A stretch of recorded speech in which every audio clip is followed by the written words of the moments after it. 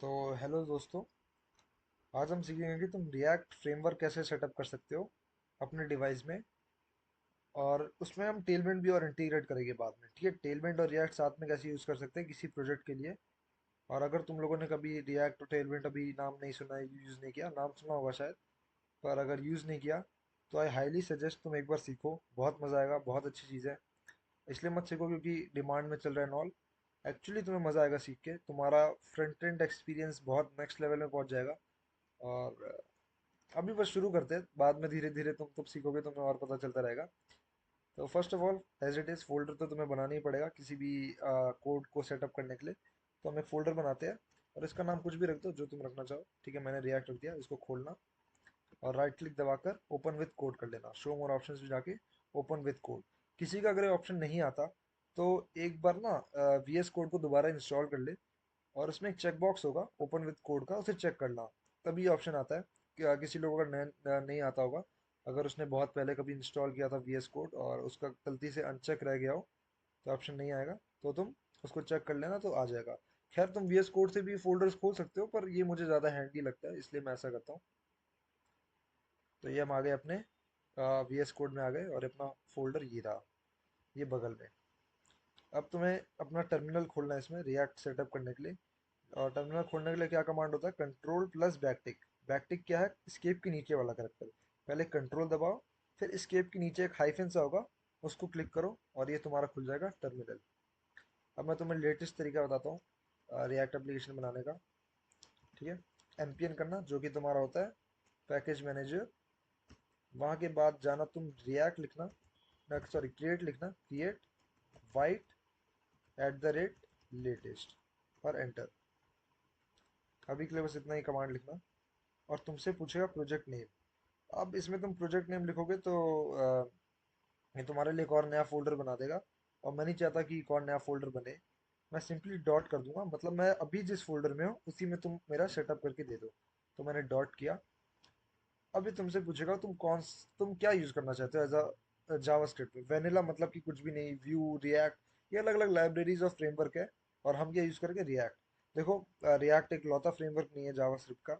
बहुत सारे, एंगुलर बहुत पॉपुलर है, लेकिन आई हाईली सजेस्ट कि तुम रिएक्ट सीखो क्योंकि रिएक्ट काफ़ी डिमांड में भी चल रहा है।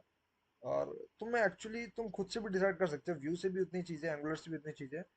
बट रिएक्ट की कुछ अलग ही बात है। मैं तुम्हें अगर और रिएक्ट कभी पढ़ाऊंगा तो तुम्हें उसके थ्रू मैं तुम्हें कंपैरिजन वीडियो में कभी बताऊंगा कि रिएक्ट इन सब से क्यों मुझे अच्छा लगता है पर्सनली। उसके बाद तुम टाइप स्क्रिप्ट यूज़ करते हो, जावास्क्रिप्ट यूज़ कर सकते हो, तुम्हारी मर्जी। मैं सिंपल जावास्क्रिप्ट यूज़ करता हूँ अभी।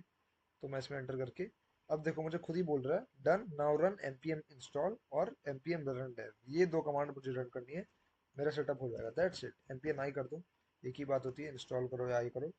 मैंने npm आई किया और npm आई से क्या होगा कि जितने और पैकेजेस चाहिए होंगे, एक नोड मॉड्यूलस मेरा इंस्टॉल हो जाएगा फोल्डर, क्योंकि जितने भी मुझे चाहिए होंगे कॉन्फ़िगरेशन पैकेज, वो सब इंस्टॉल करके देगा इस कमांड के थ्रू। तो मैंने npm आई किया और देखो ये दिख रहा है नोड मॉड्यूल्स, सॉरी मॉड्यूल्स बोल दिया था क्या मैंने? नोड मॉड्यूल्स में इसमें सारे तुम्हारे जितने भी यूज़ हो गए रिएक्ट में, हुक हो गए और डिफरेंट टाइप की थिंग्स, ये तुम्हें इसके बारे में कभी एक्चुअली जानने की ज़रूरत नहीं है।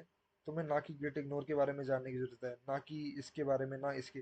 तुम्हें बस दो चीज़ों से काम पड़ेगा, जो कि है पब्लिक फोल्डर जहाँ तुम अपना सारा मीडिया सेव करोगे, और एसआरसी फोल्डर। अब एसआरसी फोल्डर के अंदर और भी चीज़ें हैं।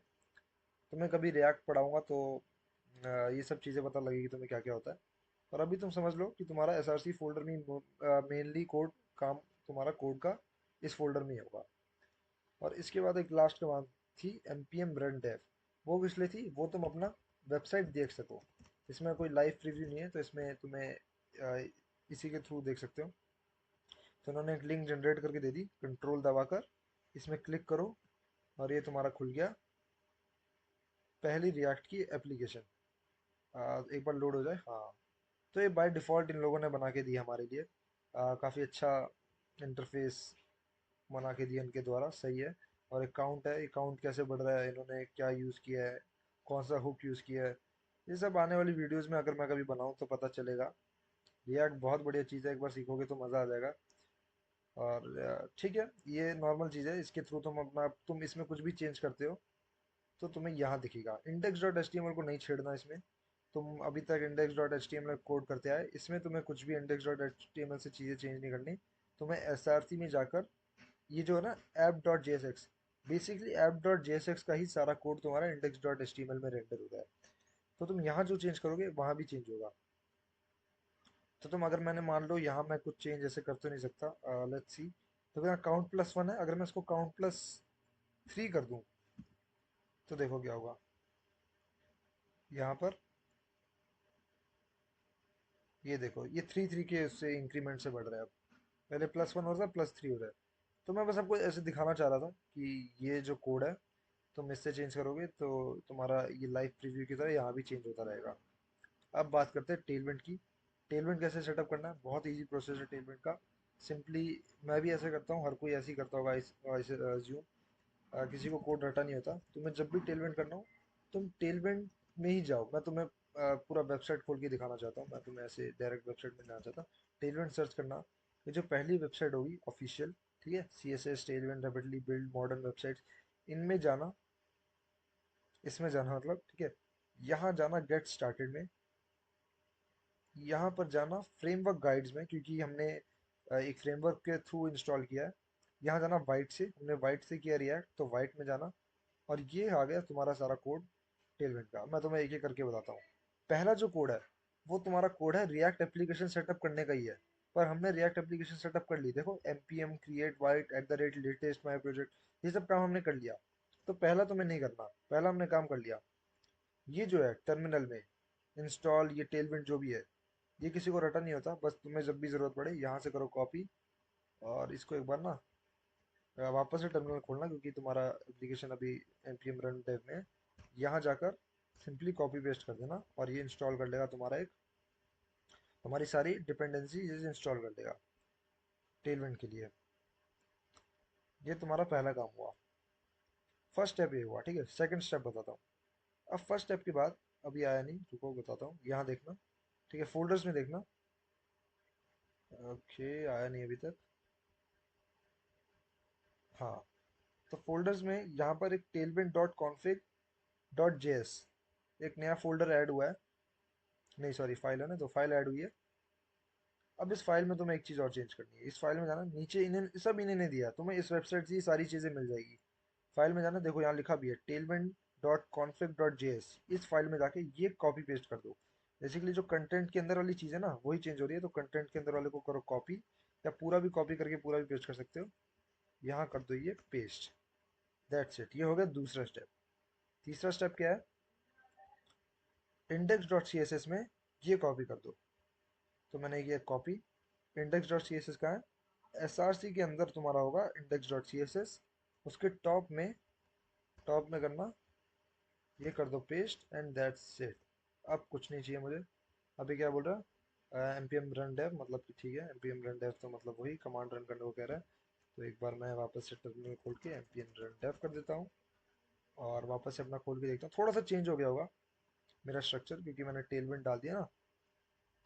तो टेलविंड, हाँ ये देखो, अभी ऐसे पहले ऐसे नहीं था। अब टेलविंड काम कैसे करता है, मैं तुम्हें इसके लिए ना थोड़ा सा ज़्यादा टाइम नहीं लूँगा, थोड़ा सा चीज़ दिखा देता हूँ।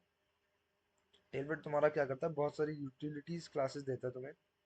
अगर मैं एग्जांपल दूँ, देखो app dot J S x में सारा कोड तुम्हारा ना इसके अंदर है। तो अगर मैं इसको पूरा हटा दूँ और एक, हाँ चलो ठीक है, एक डेट बनाओ, तो देखो खाली हो गया होगा।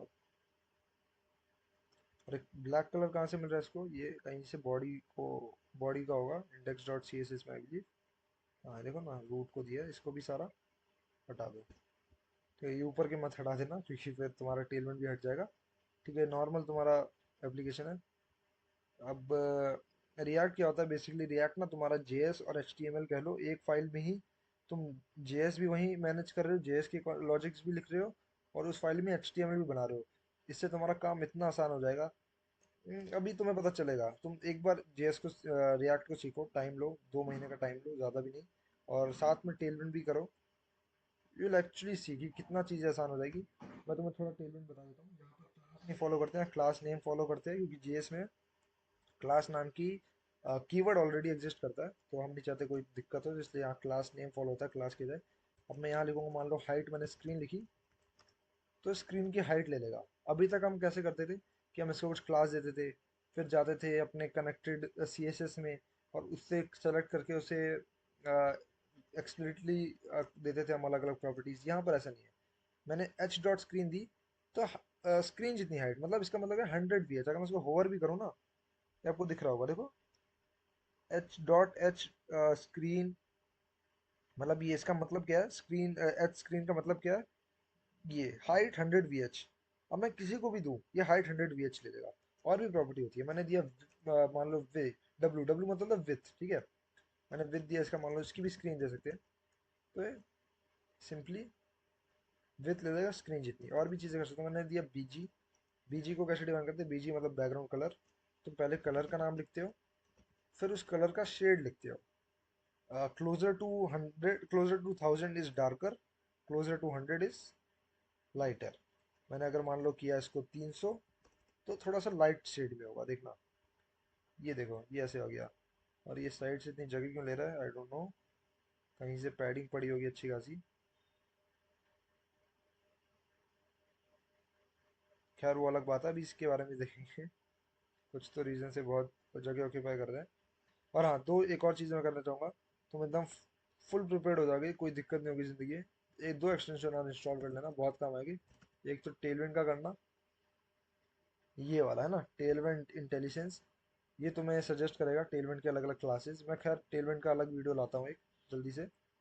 और एक कर लेना ये रिएक्ट का, ये तुम्हें स्निपेट देगा, ये वाला फर्स्ट, ठीक है, ES7 रिएक्ट। ये कर लेना, इन दो को इंस्टॉल कर लेना। बस तुम्हें फिर कभी, आई गेस, ज़्यादा प्रॉब्लम नहीं आएगी। अभी इस वीडियो में मैंने तुम्हें जितना बताया, उससे तुम्हारा रिएक्ट और टेलविंड एप्लीकेशन सेटअप हो जाएगा। अब बस बात हो जाएगी लर्न करने की और प्रोजेक्ट करने की, प्रोजेक्ट बनाने की। और ये जो मैंने तुम्हें जितने भी बताया एक्सटेंशन, देखो RAFC लिखा मैंने, तुम्हें ये दे दिया। तुम यहाँ कुछ करोगे, यू स्टेट करोगे, तो तुम्हारा इंपोर्ट करके दे दिया। ये सब चीज़ें कर देता है तुम्हारा जो मैंने रिएक्ट का कराया। और टेलविंड का तुम्हें सजेशंस देगा। अगर मैं क्लास नेम दे रहा हूँ, बीजी दे रहा हूँ, तो देखो मुझे इतने सारा पूरा लिस्ट ऑफ सजेशंस दे दिया, मैं क्या क्या। और देखो कलर भी दिखा रहा है साथ में, ऐसा नहीं कलर नहीं दिखा रहा, कलर भी दिखा रहा है, ये कलर हो गए। मैंने मान लो टेक्स्ट दिया, तो मुझे और सारे ऑप्शन दे रहा है टेक्स्ट से रिलेटेड क्या क्या मैं चीज़ें कर सकता हूँ। तो इन दो एक्सटेंशंस को इंस्टॉल कर लेना, जितना बताया उतना कर लेना। इसके बाद रिएक्ट और टेलमेंट एक्चुअली कैसे यूज़ करेंगे, उसकी वीडियो आती रहेगी, या किसी और क्रिएटर से सीख लेना, बहुत मज़ा आएगा। ठीक है, कोड वोड करते रहना। बाकी थैंक यू गाइस अगर यहाँ तक देखा। आई होप चीज़ समझ आई होगी, नहीं आई तो कमेंट करना। अब मैं और डिटेल में बताने की ट्राई करूँगा, मेरे से काफ़ी पॉइंट छूट गए होंगे, कुछ भी डाउट होगी ये कैसे होता है, ये मेन डॉट JSX क्या है, एसेट्स क्या है, I try to cover it up. लेकिन अभी मैंने बस बेसिक बेसिक जल्दी में बताया कि तुम एटलीस्ट स्टार्ट कैसे कर सकते हो अपना जर्नी रिएक्ट और टेलविंड के थ्रू। ठीक है, दैट्स इट, कीप प्रैक्टिसिंग। बाकी ऑल द बेस्ट, अपना काम करते रहना और क्रेजी क्रेजी वेबसाइट बनाते रहना। Okay guys, all done.